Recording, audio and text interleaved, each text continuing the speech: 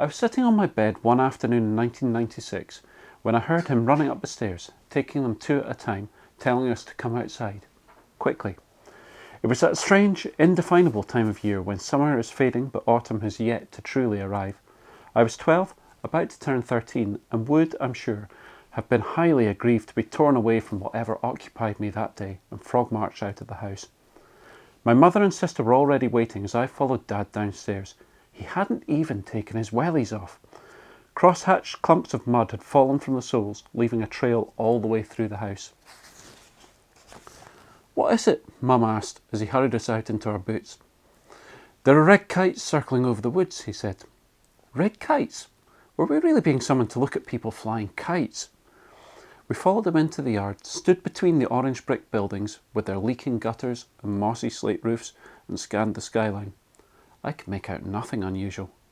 "What?" I began to ask, and then a noise filled the air, a long, shrill shriek, akin to a shepherd whistling a dog, a sound so loud it would carry for miles.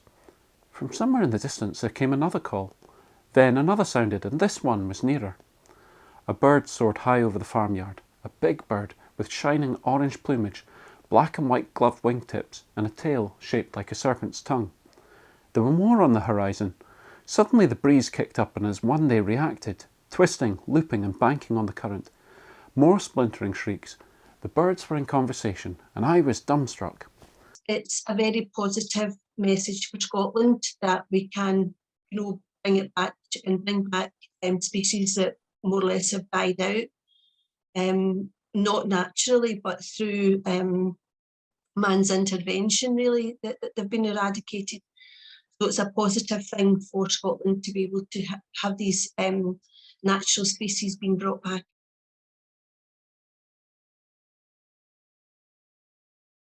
The idea for the book was inspired by a magazine article which I read many years ago.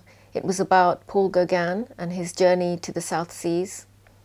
Within that article was the image of a painting, The Spirit of the Dead Keeps Watch. And in that painting was Gauguin's first muse and child wife, Thea Amana. She was lying on the bed in that painting, looking out towards the viewer, and something in that painting, the image of that young woman, so vulnerable on his bed, through his gaze, something in that painting struck a chord with me, and I wanted to tell her story. The trees outside, beyond, at the edge, on the banks, are ripe with flower, each one like us, dreaming of a time opening to the sun. You come to me and whisper, I have a present for you. You show me your closed fist. It makes me flinch. But in the palm of your hand lies a pair of copper earrings. You wanted these, remember? You remembered. They glint your gift. In the half-light of this half-life, for me, your half-wife. What drew it to me was, I'm a poet, and so this book seems to sit on that boundary between fiction and poetry.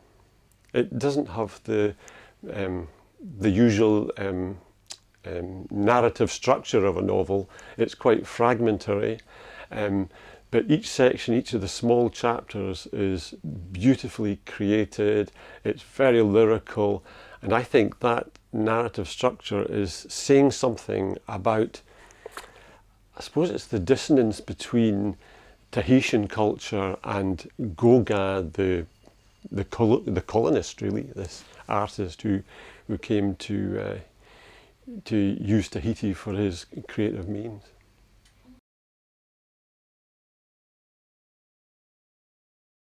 The book is essentially my attempt to illustrate what it feels like when you form a real genuine connection with somebody, when you stop performing a surface level version of yourself and instead say the things that really matter to you. And when the characters do that in the book, whether it's a mother and her son, or a nephew and an uncle, or a random plumber in the bathroom, when they do that, when they stop performing and say the things that really matter, they're able to explore these scary, colourful, complex worlds within each other.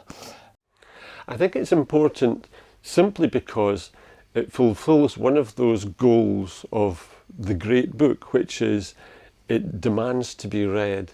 It's so highly readable. I read it, my first reading of it, I read at one sitting. I literally couldn't put it down. And I also think it's because of its narrative, it's a book which will appeal to people on many levels.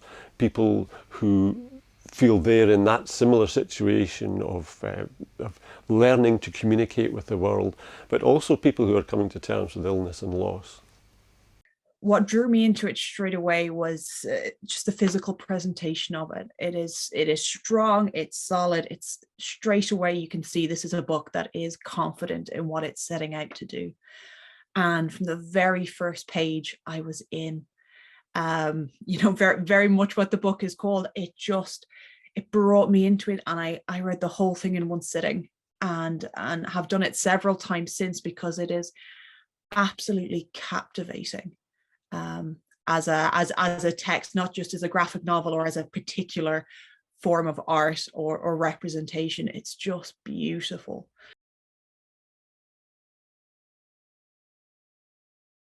The book is set in Berlin in 1933, shortly after the Nazis unfortunately came to power. And the main setting for the book is a nightclub, which is called Limbo. And the main character is B. B is this very mysterious character and the manager of the nightclub. And as we learn going through the book, B is intersex and is trying to negotiate a way of being themselves, being the queer body, inhabiting their queer body in Berlin. Into limbo. The best places are never in the best part of town. The best places will always be shut down in crackdowns by the police, the party, the state. Until we are left with the shabby, the hit and miss, the hit and run, the best of the not quite worst. And we must make do, must head down unlit stone steps. We must dip in to limbo. Hair indigo under club lights, B stands in the fringes, black satin slick over pale skin, a body thin but toned. B watches and is watched by strangers, pinching thrills in the shadows with boy, girl, boys, while the kickline holds its in-time, in-step poise, its legs the well-oiled jerking gears of a machine. Here everything is hidden, but everything is seen.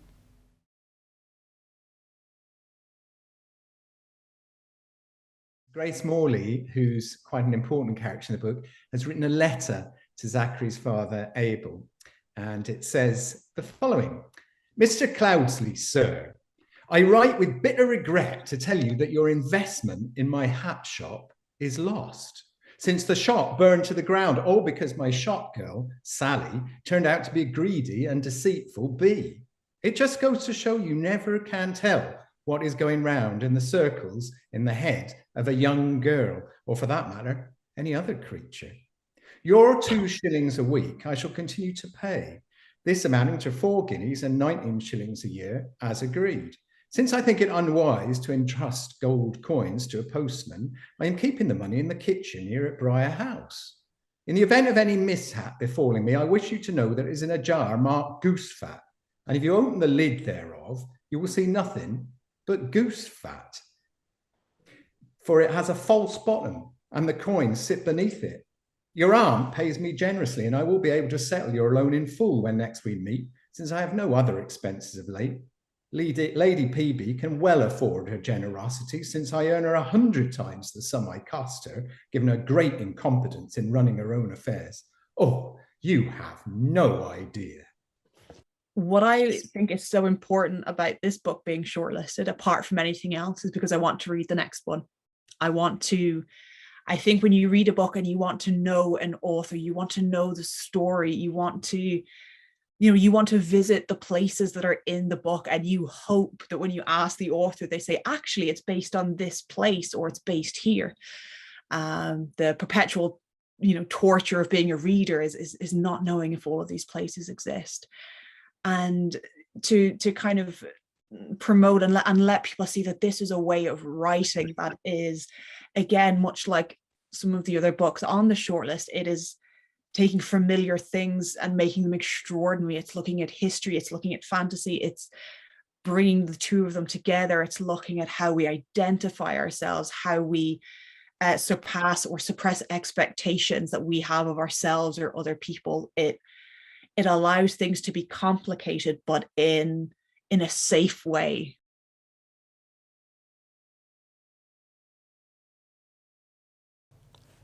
I was living on the 14th floor of a condemned high-rise. I was all alone up there, one of the few remaining tenants in the building.